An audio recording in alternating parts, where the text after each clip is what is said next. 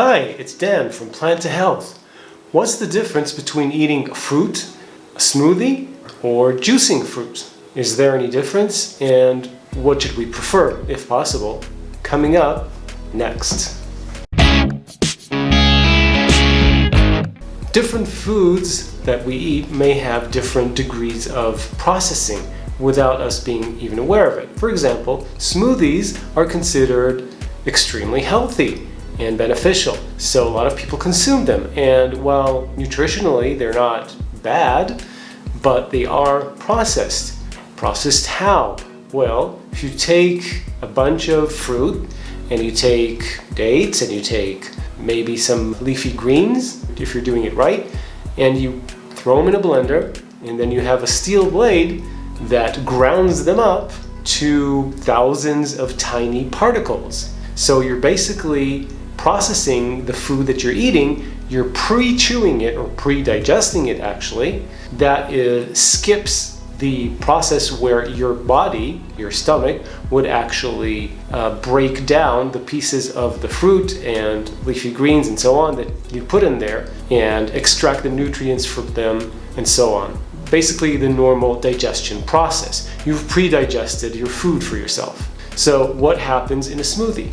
Well, you don't lose much in a smoothie. Nutritionally, in terms of the fiber that still remains in there, although you've ground it up somewhat, in terms of the nutrients such as the vitamins, the phytochemicals, and so on, you're not losing much, if any. So nutritionally, if you're looking at it, you would think, hey, this is pretty good. And actually, yes, it is. We need to keep in mind that when we're asking about whether a food is healthy or not, like Dr. Michael Greger always says, the question is compared to what? Now, if you compare a smoothie to a slice of pizza, obviously the smoothie will be much healthier.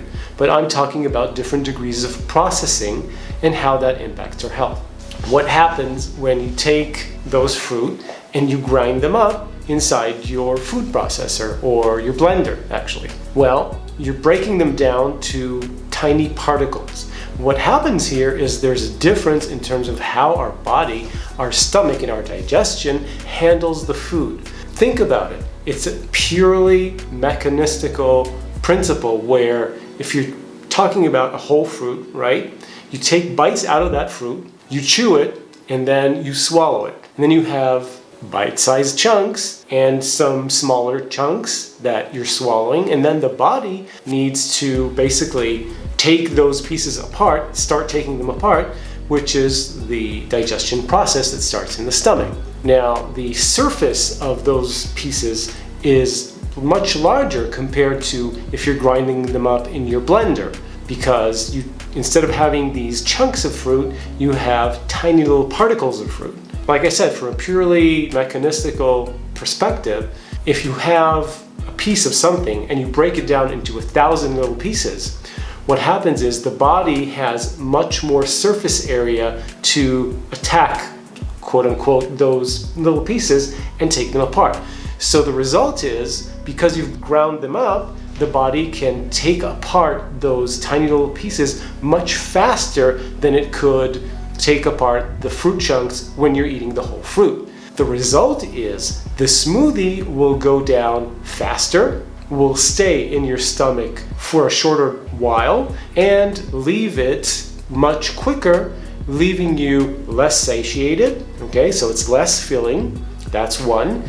But two, later on down the process, when those little pieces are broken down further and absorbed, those pieces obviously, those nutrients and sugars and so on will be absorbed much quicker into our intestines as opposed to the fruit chunks that need to be broken down for much longer. Although even in this case, fruit does take it's rather quick in terms of digestion, but still here you're just speeding up the process because you've already pre-digested that food. So it'll be absorbed much faster, which means a higher rise or spike in your glucose levels in your blood and a quicker crash of those sugar levels or glucose levels in your blood. They will rise faster and they will fall faster. Why? Because the food has been pre-digested, and so the glucose response will be quicker. It'll go up and it'll go down.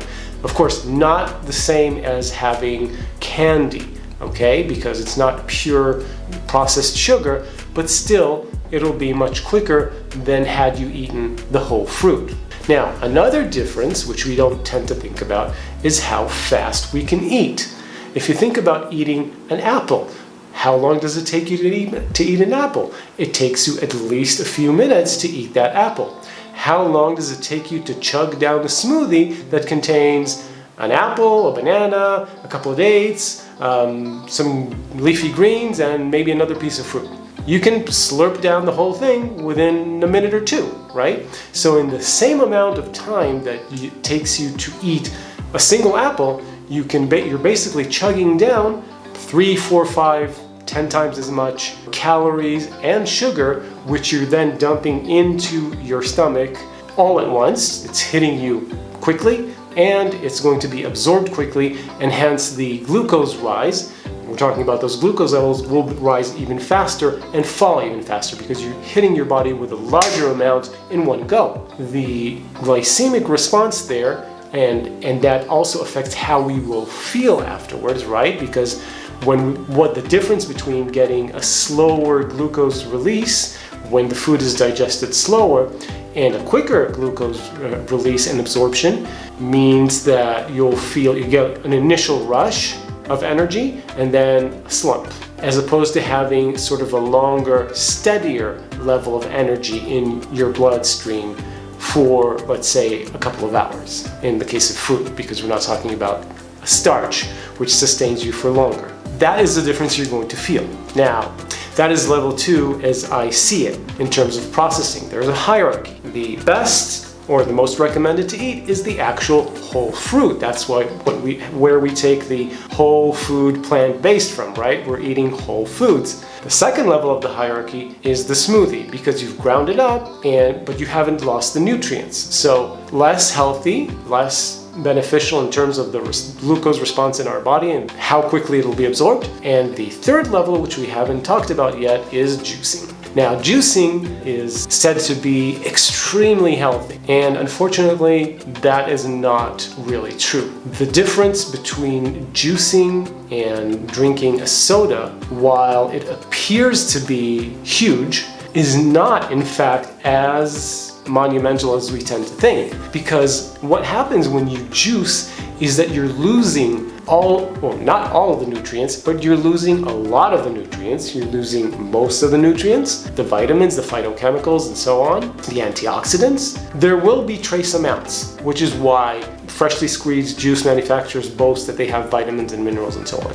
But those are trace amounts compared to the actual fruit. They do have a lot of sugar. Yes, basically you're releasing the sugar instead of being tied in with those fibers. It's now free. It's free sugars that are released into that juice. And when you drink that juice, you're basically hitting your body with the same effect of drinking any kind of sugar-sweetened soda in that sense, because the body doesn't know the difference between free sugars that are sucrose and free sugars that are fructose. It does impact the body somewhat differently. Fructose is broken down in the liver, but the bottom line is you're hitting your body with a pure sugar rush is what happens when you're juicing. Of course, it's different when you're juicing vegetables compared to fruit, but in any case, it's always best to actually eat the fruit or the vegetables as opposed to juicing, where you're going to lose a lot of the nutritional value of the original fruit and vegetable. So you have a nice hierarchy there. The best is to eat the actual fruit or vegetable. Second best is to have a smoothie. And last, and definitely least there,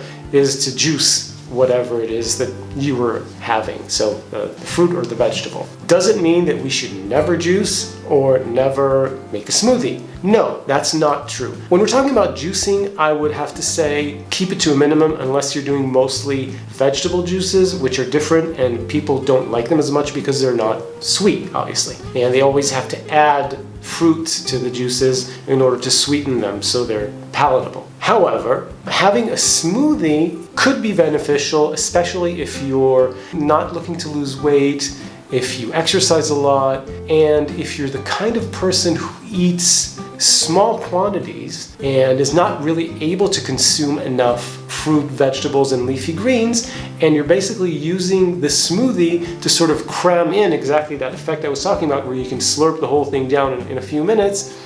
You're using the smoothie in order to get those vegetables, leafy greens mostly, and some fruit in that you otherwise wouldn't have eaten because your stomach is too small, your capacity is too low, and you wouldn't be able to stomach that, and so you'd rather have a smoothie. Is it bad to have a smoothie? It's always best to eat. The answer is obviously it's always best to eat the whole fruit or the whole vegetable, but I wouldn't rule it out as an unhealthy practice. I would say it really depends on how active you are, your overall capacity for food, and your willingness to eat whole fruits and vegetables. If you're not willing to eat whole fruits and vegetables, maybe you could benefit from having a smoothie. Otherwise, stick to the whole plant foods. We're going to wrap this one up. I have to say my regular catchphrase: eat whole plant foods and you only stand to lose the weight, the diabetes, the heart disease. Like and share, and I'll see you next time.